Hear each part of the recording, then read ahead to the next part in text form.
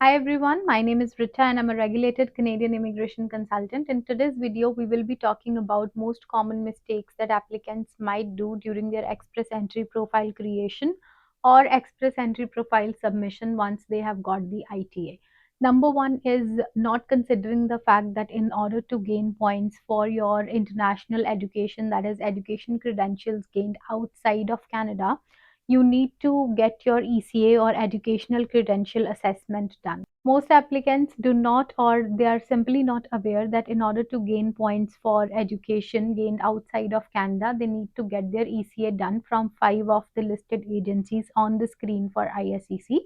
If you think that your degree or diploma can give you extra points in express entry, do not simply put it as a credential and try to gain points.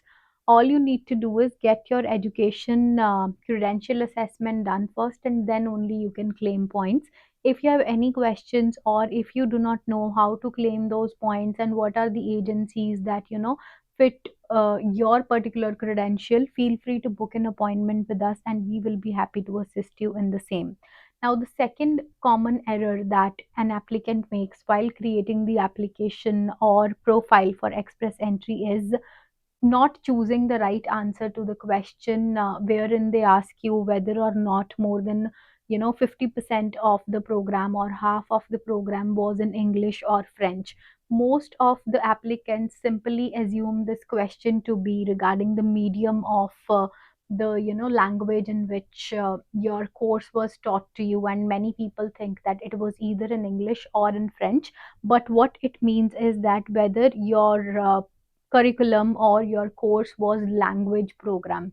So in this case, when most of them select yes, you do not get any points for Canadian education. So make sure that if your program was not an ESL course or a French learning course, then you are choosing no to that particular question. Number three is that when you have to select the type of Canadian educational institution from which you have gained the Canadian credential. This is the very first question in which you will see various pointers written, whether it was a CJEP, public college, private college from Montreal, etc. And people would click no to it, simply reading the lines of Quebec. And those of them who are, studying outside Quebec or who have studied outside Quebec, they simply think that this question does not imply to them and they would simply write no to it, again losing marks for Canadian education.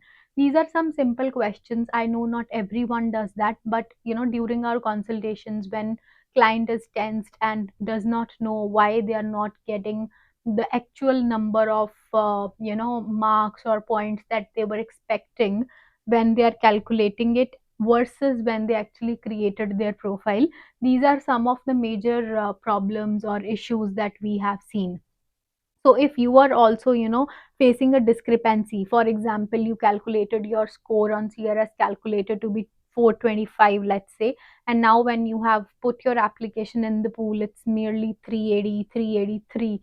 So there might be a reason linked to these particular questions. For example, you might have chosen the wrong answer to any of these questions, or you're simply claiming points for an outside Canadian education and without even doing the ECA first of all, right? So if you are facing difficulty creating your express entry profile, make sure you book the appointment with us and we will be happy to address any questions that you might have regarding express entry profile creation. We all know that express entry is a golden chance for anyone who qualifies and has the desired cut off, but sometimes we, with these silly mistakes or maybe us misreading the questions, we end up losing marks, right?